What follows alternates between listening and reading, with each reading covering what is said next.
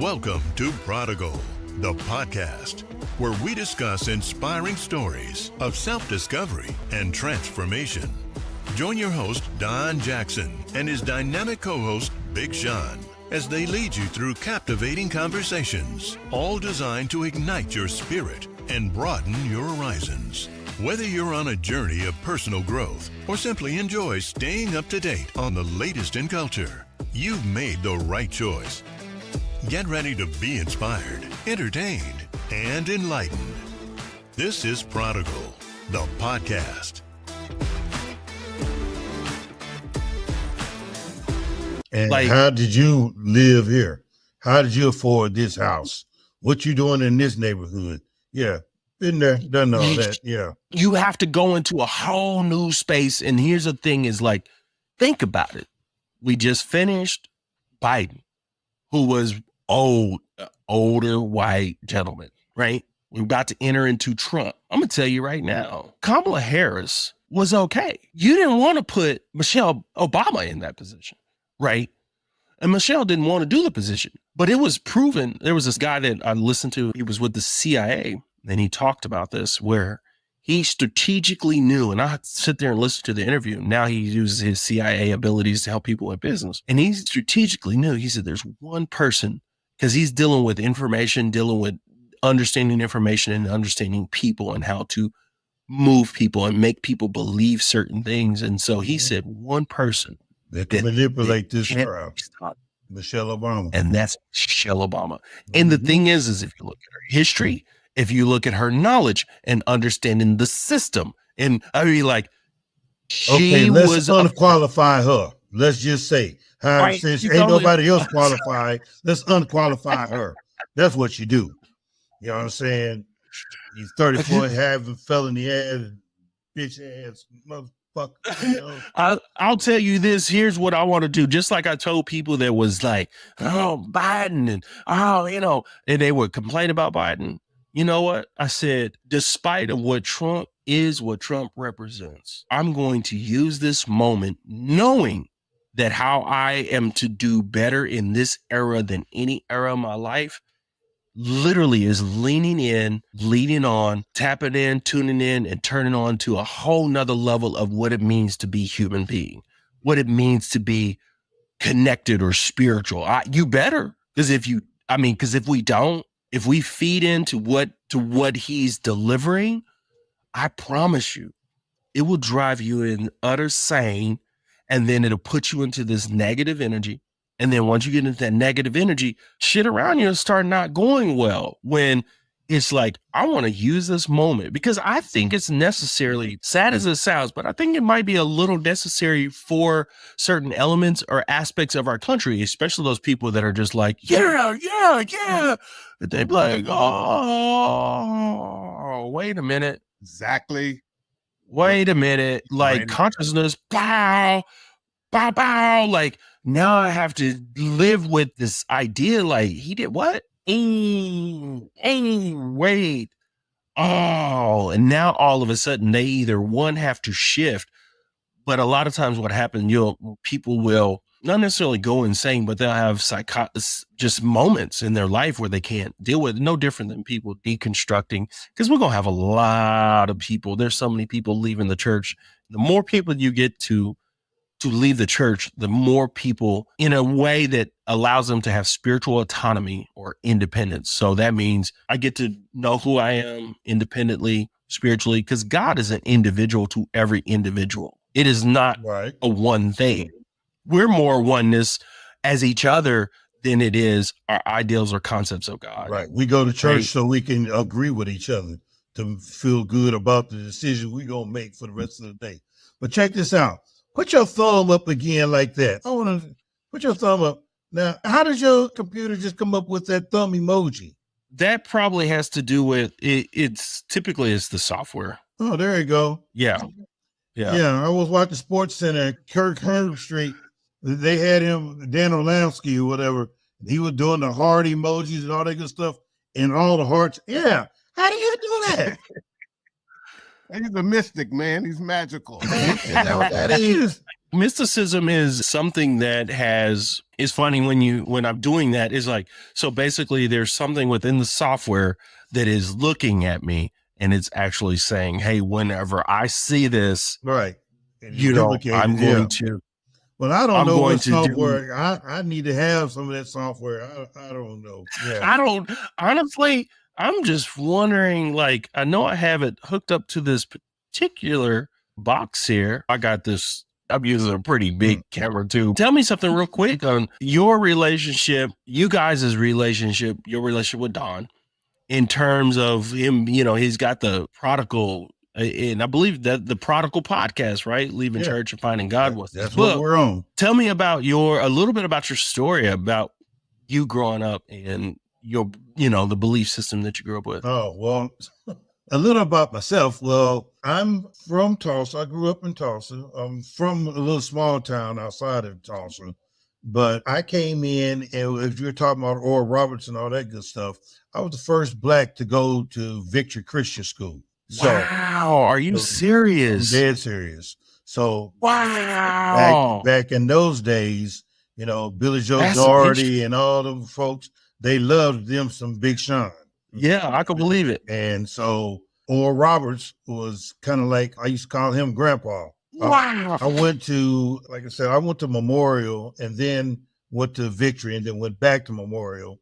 I got Oral Roberts to come and do our commencement services for my graduating class at Memorial. Yeah. And that's big. Yeah. And we did it right there at the Mabee Center. Oh, brother, that is huge. Yeah. And so I was around that time, I used to, when I was a sophomore in high school, I had an Oral Roberts ID, student ID. I used to go up and eat. We lived at the foothills of Southern Hills. And so I used to go up in the cafeteria. I used to hang around. You had a guy I played basketball there. His name was Cat Johnson. Cat Johnson is all over, everywhere as far as the legend at Oral Roberts. So that was one of my, I looked up to him, I guess, on the basketball court.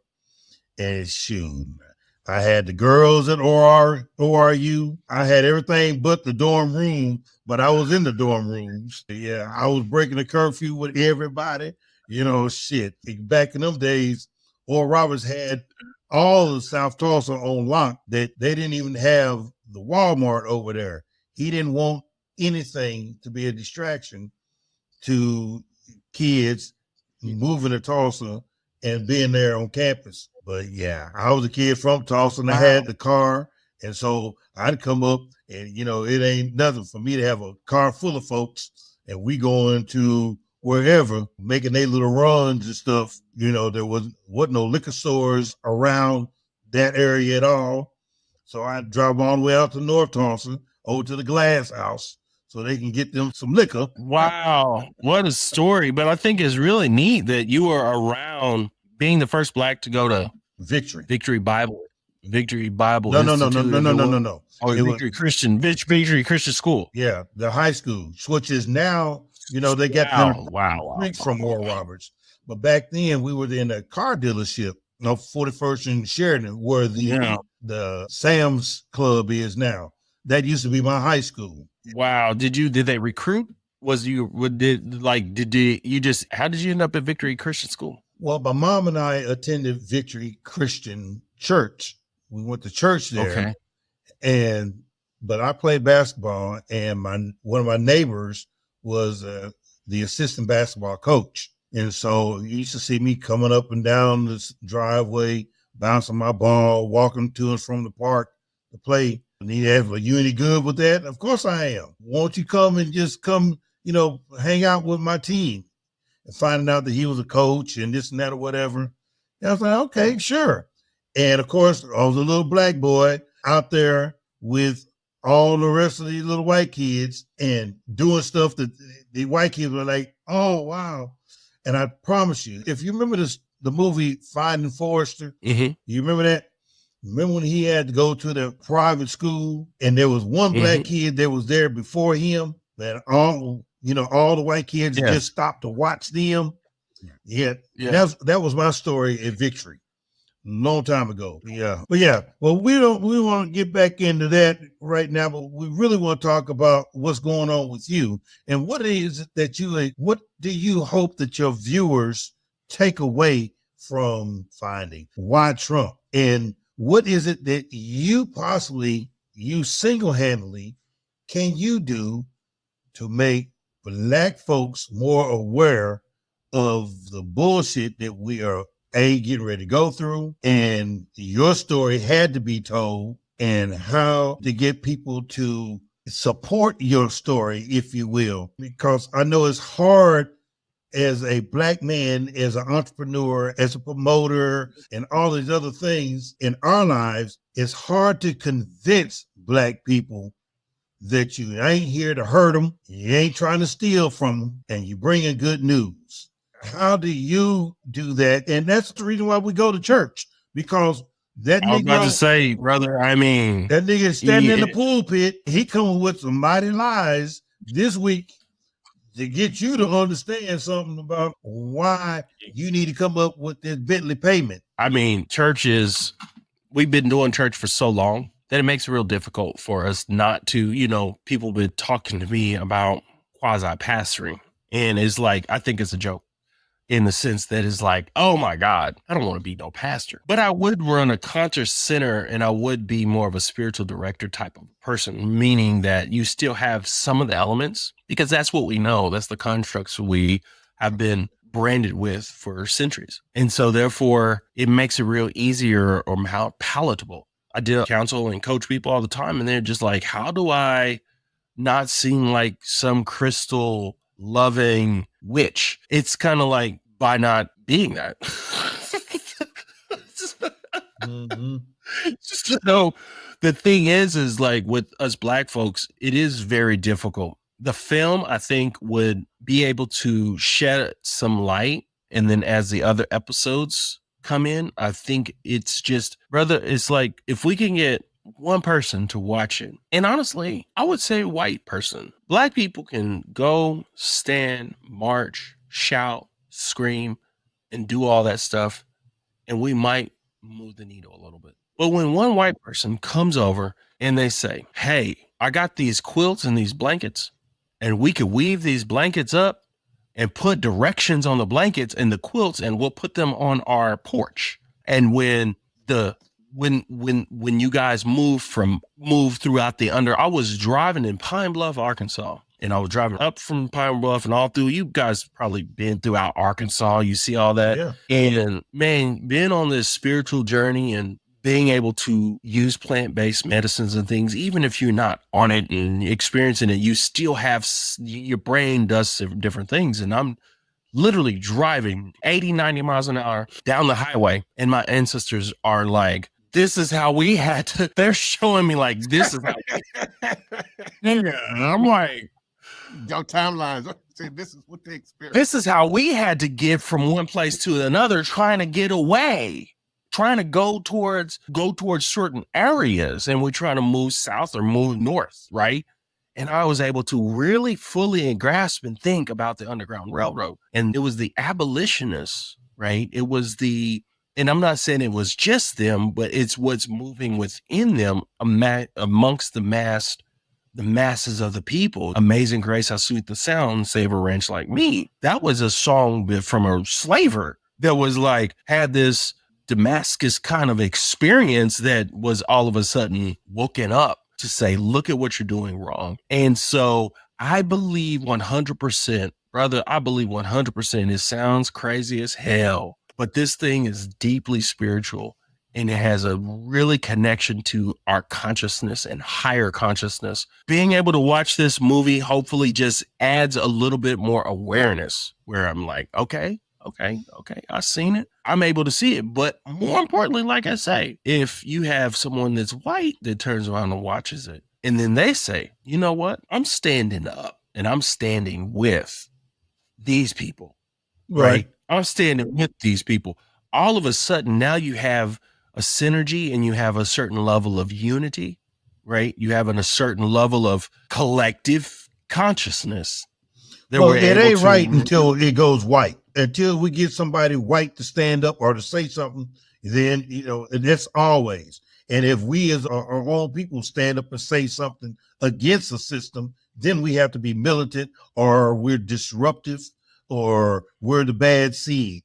That's just how that is. That's the shit that they embed in our train of thought, to let you know, that thumbnail to hold you down. To say, well, wait a minute, boy, this is not your lane. This ain't for you. You was talking earlier about being in the rural area, and you can have white people and black people live in the same rural town. The difference is, the white folks got the old washing machine and the refrigerator in their front yard, on their front porch. Now, black folk, we might have a chair or a hoopty that ain't ran in 72 years, it in there with a flower bed in the back, in the trunk. Now, we might have all that kind of stuff. One of the things that, on the other side of that, one of the most offensive things that I have found in my life that white people can say to me, and I say offensive, not something to get their teeth knocked out, but the most offensive thing that I find the white folks have said to me is, so what do you do? What do you do? How do you live here? How do you drive this type of vehicle? What do you do for a living? Where do you work? And I always have something to say. I tell them, one, that I'm a stripper, and they call me Coffee Cake. I take peanut butter and rub it all over my body. That's yeah. And when they look at me real crazy, and I said, and I hope that they girl is standing right there. And I said, shit, we can do a private show right now. Come on, honey, let's go. Let's go back, and you go back and tell him how I do that shit like the old girl in Blazing Saddles. It's true. It's true. Would you find that? I think we would find that too more prominent in certain areas, because like in certain areas, Chicago, LA, you don't know who you're talking to, and in New York, I remember 2008 riding around in New York, and you seen brothers in their 30s driving Maybachs or Maybach. And I think it's like people get so used to, like, me being literally I've spent the last, I don't know, ever since I've been in Tulsa, so almost after school. So the last 15 years with Malachi Group as a consultant. I wasn't consulting. I'd say 98% of the people I was consulting were white ran businesses. I would get approached by various people, and they would be like, of course, they didn't actually just say, what do you do? They said, did you play football with TU? Or, oh, yeah. Like you hanging around the owner, you're like, did you play football? And so my are you a rapper? Mm-hmm. Did you play football with it? Because I would be around owners of businesses. And so I would hit them with, no, I'm a consultant to the owner for his businesses. I do that on purpose. I always like to hit a person with it. It would be true, but I always like to hit a person with what they're not expecting. Like, here's the thing, brother, man. We can go into what is taking place right now when we truly, truly understand this reality, understanding things of duality, how we living. I told someone some time ago, there's different things that I get as a mystic. So what that means is that there's certain people that roam the earth, and we just here for this moment in time. We realize that we're here and we're gone, and we already know we're gone. And so therefore we're just playing out the story. And so I had a download, 20 years ago, and it was like, you're always singing the song, put God first in all the things you do. But if I put God first, that's categorizing a deity or an entity. You want me to put the institution first. You really want to put the church and the institution and what you do there as a reverence to what you believe is God, but it's not actually God, right? I don't have to categorize a entity if it's an entity that actually that could give probably two shits about whether I am honoring him or honoring it through some saliva and spitting and worshiping, when it's like, I'm such a deity that I don't even need to be worshiped. Like, why do I need your worship? Like, when you I'm need the only worship thing happening anyway. When I'm the sun just emanating Hold on. I'm just the son. Hold on. Let me lay hands on myself. I'm just the son and emanating. And if this is a closed field, there's only one thing happening. So let me ask you a quick question. I'm sorry to interrupt. So here's the question for you. When they say that they're going to lay hands on you and the mothers have that oil, do you think any of them had baby oil? Probably at Diddy's place they did. Had all kind of oil. I never did. Not the olive oil. I'm talking about that baby oil. They say, damn, this is Johnson Johnson. I never, man, with the olive oil, I never did understand. Like growing up, I never understood because they would always have that same shape, that same bottle. Yes. Then I end up, you go to restaurants and they might cook with olive oil, but 26 years ago, I married someone who normally cooked with olive oil, and it was like so intriguing. And it comes to one thing I found out is the olive oil that they would use for blessed oil tastes like shit. Compared to other olive oils, man, that olive oil, and I remember the smell of that, man. Yes, it's so. It was stale on you. And that's what I you. When you got some baby oil, you say, "Wait a minute, that's Johnson and Johnson." Man, I don't know if I ever went to that level of. I never forget. I was running late for a show. This is crazy. We was building a church and so forth. I didn't have any more activator. No one really too much know this story, so I got some girl. Yeah, what oil did you get? Olive oil? Olive oil, and I put it on my Jerry curl. And then I got me a shot of grape communion juice. I was ready. Boy, yeah, you might not want to tell nobody that. About being a preacher's kid, it was one time I was little. I drunk up half of the bottle of that Welch's grape juice. I didn't understand how that was the blood of Jesus. I got off the drums. I was so thirsty. We're backing off and I drunk the bottle. I said, boy, you look at God to strike you down. That juice is blessed. Shit, I should be feeling good. Isn't it amazing though when you think about like they really think like this juice is real. Sacred. This is blessed. Yeah, it's sacred. And yeah, eating these saltine crackers. I don't know where they got them crackers that shape from, and they all powdery. Taste like. You had to hit that Welch's grape juice. I like the bread. I used to love the bread, man. No. You had to get that Welch's grape juice to chase it. That's for real. They would order the bread where I went. They would order the bread from the Church of God in Christ back in the 80s. They would order the bread from the Church of God in Christ store. It was I don't even know what it was. It wasn't even a cracker. I bet you they got that. It was a wafer. They called it a wafer.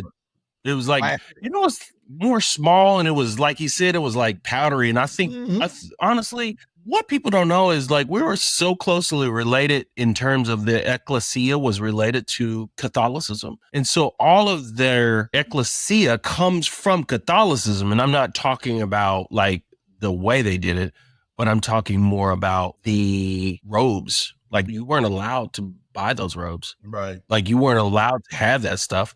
And then they actually began to let these people like have the robes and have the garments and put your name on. You know what I mean? Yeah. But how we all, I mean, I guess with a certain age demographic, we all can have the same stories, and we can relate to, I'm not going to say traumas, we can relate to trials that we all went through.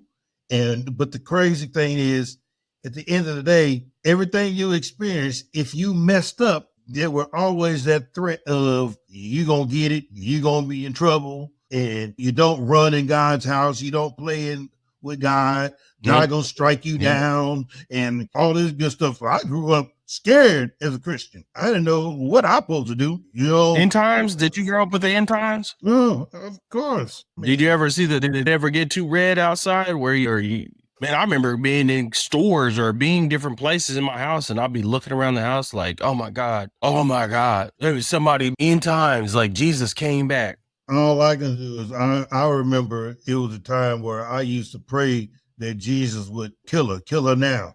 give her a heart attack, give her a stroke or something, because I was getting ready to get my ass tore out the frame. You talking about early, you want to get that ass whooping over. I don't want something catastrophic to happen before that take place. Let me make it one more day, God. I promise you, I ain't gonna do that again. Was you told that, you know, this hurts me more than it hurts you, and this is love? Oh yeah. You know, in a way, does that not mess with you? Like you were told as you were about to get your ass whooped, it's gonna hurt me more than it's gonna hurt you. How? Right? How? That's a lie, bro. Well, this is not gonna hurt me so much. Might hurt your spirit, might hurt your feelings. Yeah. How far we have come. They did to us what was done to them. Mm-hmm. Absolutely. And church is getting ready to have a real shaking. Yes. So we were very sad, personally, that Trump got in office. But I'm kind of like you, Malachi. We might as well get this whooping over, because it's inevitable for everyone to see. And then everyone, not everyone, but people individually will begin to start to wake up, because you only change when you suffer. And whatever you've been doing, and if it hasn't been working for you, and people are really seeing now that how can this group of people do such a thing? But what you've been taught all your life to love, to do this, to do right, raise your kids to do this, that, and the other. And now you can put someone like that in office, and you have the church, white evangelicals, as well as some black church, finally decide we're going to support this. We're really going to support this over what we go to church every Sunday and say, this is how it should be. But yet we can support this. So I'm like you, it needs to happen so everyone can continue to wake up. As it relates to the white organization, they have to see, they have to understand that you can't judge other. You need to learn other. Same as black folks. You can't judge them. You need to learn them. Your film brought that out very eloquently. For me, that's what I got out of it, is we have to learn some of these people. They just don't know us. They just see life differently. If you were born white, you think white privileges is all you know. So fear can have such a stronghold on you when you don't know anything different going into the unknown. And then when you don't know, when you're dependent on a outer deity and you always going out and that deity is not bringing it in, you're going to look for something else. So Trump was the perfect storm. He was that perfect deity for them. Now, we as a people of collective consciousness, or whatever you want to say, we understand we can have one foot in the dream, the classical, and in the quantum. We can sit back and watch all this shit and ain't got to do shit. But if we want to manifest, then we have to project and manifest that reality that we want to see now. And that's how people are going to have to start dealing with this at this time. So people like us and others that are unquote woke or what have you, we're in this space, and others are going to continue to start coming to space, because there's a void that's going to have to be filled, because believe it or not, there are people really looking for some real answers right now. And the real answers now is not to go out. You have to now go within. You got to go in and do some introspection. Preach. You go in and do some introspection. You understand none of this shit would matter. And then when you understand you were never born, you will never die. Well, what the fuck? Well, what the fuck? Okay, now you can play with this. Now you can take a deep breath and say, yeah. Okay, now let me figure this out. Yeah. I'm not my thoughts. Yeah. If I'm not these perceptions, who say the that fuck am I? Say that. So if I'm not that, yeah, you don't have to give a fuck about Trump or anything else. You project what you want. So then you have to go into mind-heart coherence to start projecting that reality that you want. And once you tap in and say, no, this is what I'm dreaming now, so that's what I want.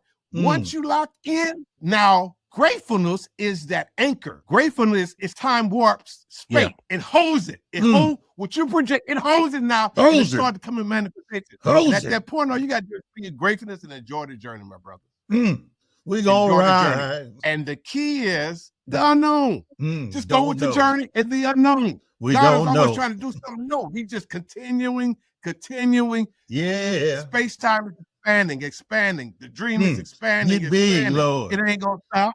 Get big. The rhythm ain't gonna stop.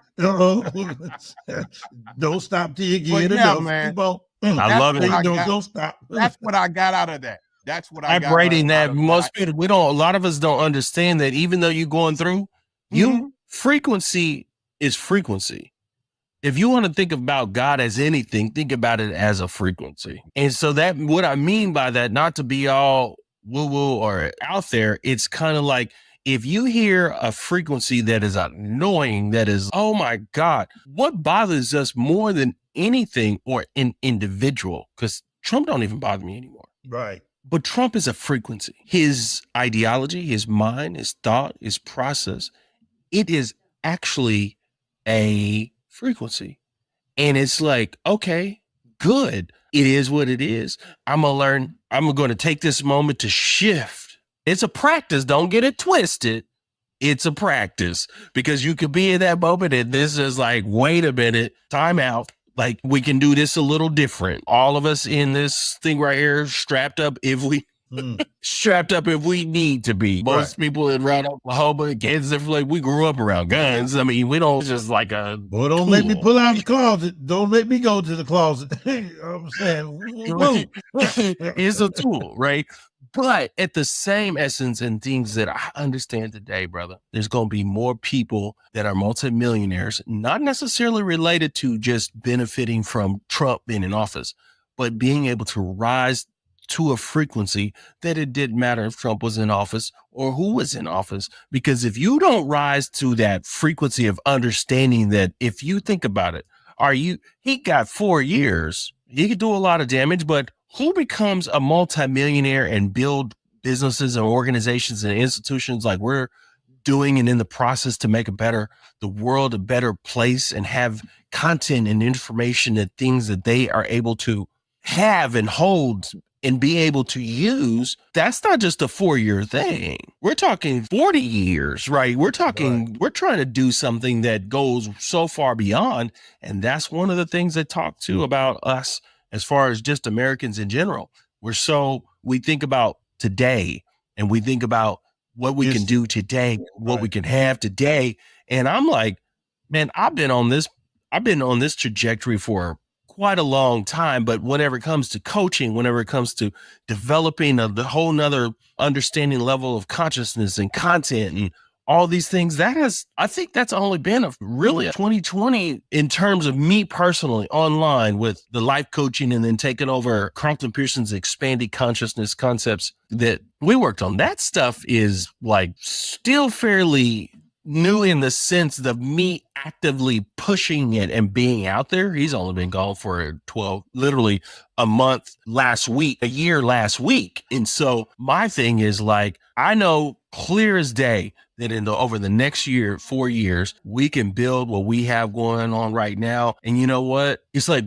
the greatest thing I think we can do is build and be able to have the ability to control our own narratives and be able to put our own content out there and to be able to actually make a difference. Just, can you imagine if we had a couple of million people each, and you look at the big perspective of who's out, the world, there's 8 point something billion people out there. 3 to 5 billion people are connected to the internet, and Google and different ones are steady working to get other countries connected. 1, it does help them. 2, it helps Google. But 3, there's a whole nother darkness to getting all these people connected. And the biggest thing, like right now today, it's amazing for me to get people from Kenya, people from, I think there's a couple of different countries in Africa where they like, man, thank you for speaking out. How do you do it? I got quite a few people from like Jamaica, different islands like that, where you don't really get to actually have a resource when it comes to someone asking questions about Christianity and what it is, and then being able to go deep into it. So a lot of people, like, they'll either thank you or ask you, how did you do that? And how can I do that? And so the thing is, with a couple of million people, we're having conferences. Not even that. We're with 50,000 people, between 50,000 people, we got 1,000 solid people to actually, instead of it being this, we got 1,000 people going to LA talking about these things, brother. business owners, and this stuff can affect you and make your life completely different. I'll look at the Joe Dispenzas and all those people that are out there with their stuff, right, going on. And there's not that many Black people that's being able to have these transformative experiences, right? Being able to understand. I even take it as far as plant-based medicines and psilocybin, and not just looking at cannabis as something just to get high with, but how do I use that as a transformative piece of, what would I say, just transformative item or device or something that I say, I'm going to use this to do this, not just use this to get high, right? I'm going to experience certain things in life because I want to connect to my higher self and then use that in order to make a difference to life. And specifically, I'll say, which I say a lot, is my people. Everyone, I'll see brothers out there and I will look them in the eyes and say, thank you for being you. Stranger, I'll look, thank you for being you. Yeah. You know what? Brave. I love you, right, as a Black man because I'm a Black man. And do you know, I have never, ever, I get nothing but pure respect from here to Jamaica, right? Nothing but respect, because there was a day I grew up, my younger days were like 15, 16, 17 was in the 90s, and the 90s sucked. And when it comes to a lot of black stuff, when it comes to Tulsa, Wichita, Kansas City, Pine Bluff, banging on wax. It was just Baton Rouge, Louisiana, all throughout the South. Banging it was Little Rock, yeah. Yeah, and it was just mean mugging. You just people, you know what I mean? They're just riding in cars and just looking like this, like, you know what I mean? Remember? And that was just like, what you looking at, Nick? Like, I'm just like, bro, you got to walk down the street like this because you don't want some problem with somebody just because of the fact that the people are. We ever wonder what happened to those crack babies? This is them. Hey, man, I found out that brothers more than not, even some of the hardest, like most of them are in some level of like, man, I do want some peace in my life. I do what I got to do. And some of them are still out there running the streets. But you get one that's 45, 40, 45, 50, 60 years old. They're like, I'm good.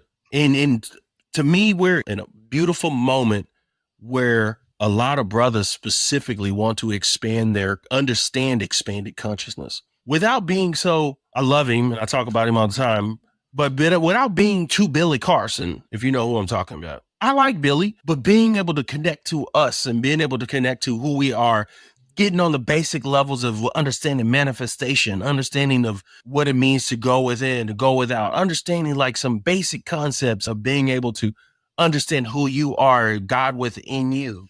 Like it's cool, but without going into the aliens and the ancient history, and it's no different than the brothers hitting me up. Yeah, most of them are not really ready for that because they don't even know who they are. For that to even really resonate, they're more a lot of brothers just fascinated with the stories. Hebrew Israelites, yeah, that's the same thing. That's a story. The Hebrew Israelites always hit me up. You know what I mean? You believe in the Bible? Sorta. Not really. Oh, okay. You're not. You're not who you are. I can show you are in this Bible. Yeah. And I always go back to spirit, man. Spirit and experience. So Malachi, let me ask you a question. I can't test it. Go ahead. Yeah, I'm gonna ask Malachi a question. So what's next with you, brother? What's your next project that you got coming up? The biggest thing I'm working on is the expanded conscious community.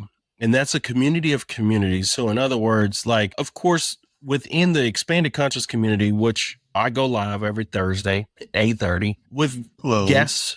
But the biggest thing I want to do now, I want to do more teaching because it's like, I love teaching. I've been studying for a long time and I do it 24/7. I'm always studying. And so therefore to be able to share that, I'll share it within the community, share some private things. And within probably 6 months, I would like to have the Institute of Expanded Consciousness, and being able to have it where you're not able just to see me live or see interviews, but you can actually take a course like on Christian mysticism and be able to get a deeper understanding of what that is, of mysticism in itself. Be able to take maybe a couple of week course on deconstructing, take that would be Deconstructing Christianity. Well, do you have a docu-series coming up at all? We are still plugging the docu-series. We put so much time into the docu-series we have now. That docu-series is still going to grow. We are in place to go to the PBS. Of course, Tubi. I get them things. Tubi is who has it now, doing well. PBS has really been looking at wanting to host and have it, but have all the other episodes. So we're kind of up in the air with agents and with the distribution system. So like A&E would be a good network for y'all also. Yes. The agents, it's like they got it and they just essentially shopping it. Tubi has been pretty good at doing the distribution and getting out there. They want content. And so that docuseries is still in the works. There's still editing to do on these other episodes. We've been working on it for so long. I'm an executive producer, so my job is somewhat done, but for myself, with what I'm doing, honestly, with what I'm doing for that, as everything is as it should be, allow and bring it into a whole another level of space and being able to get it promoted and pushed without actually promoting and pushing. I just want to say, you man, I applaud you for what you did here, for your involvement with it all. And you try to belittle yourself when you say, I'm just the EP. No, without that, without that, the project doesn't work, Yes. But I'm just I mean, I was pretty deep. Like, he stayed at the house and I'm pretty deep in it, but humble at the same thing in terms of like giving the people that are boots on the ground. I did some of that, the editing and all that, giving them all their props, you know what I mean, of all that time that they're spending to do that. But I would love to eventually do a docuseries. I still have a 3.5 hour interview of Carlton Pearson. Oh, and like literally, were you in Atlanta for his service with Larry Reed?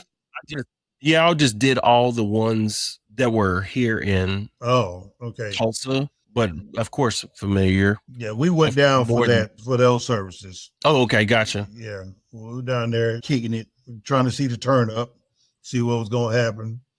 Yeah, I was next to Surgeon Caesar when she said, I just wanted to thank God. And he said, well, me and my husband. Yeah, the first gentleman. Yeah, and Shirley said, what did he say?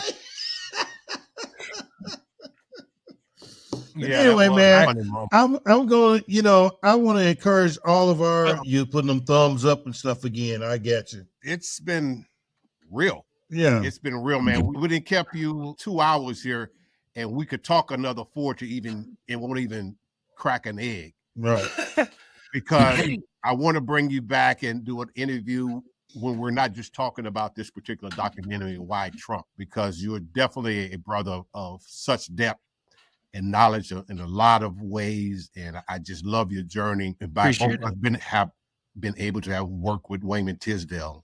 It's the connection, as well as Bishop Pearson. And I really have just enjoyed your journey more, learning more from you and your personality after Carlton this last year, where I'm really learning you. And bruh, you got something, bruh. You really do. And for it to come out and blossom like it is, as Bishop would say, the best is yet to come. I was once told that I was younger. I just had to start working for Wayman, different people. And a friend of mine said, when you're so close to greatness, you're not that far from it yourself. That stuck with me. Yeah. It stuck with me. And I contemplate the times that I had, brother, with Tiz. Tiz was a person that would just, especially he liked me because I wasn't from Tulsa. During the era, different eras, being able to just have this person, you don't know who they are, and just put me out there in different things. And at the time I did that, it was very impactful. And I was able to see the world. It was amazing to see the world. I was like, man, I can get used to this. Being able to just see these people at work. I seen him and Toby Keith recording Never Gonna Give You Up on one of, I think it was on Tiz's album. Him and Toby was cool, just being Oklahoma OU fans. And it was a one take. It was just being around those kind of people, man. Those people had learned to master themselves, master their abilities, being able to be who they are. And I have had a lot of those people transition. And now I know that, to be honest, like straight up, I know it's like, okay, it's my turn to be that vocal, to be that person, to be who I am, and to attract the masses for the purposes of elevating them. When you listen to a track, you listen to that track, and it's just, there's something.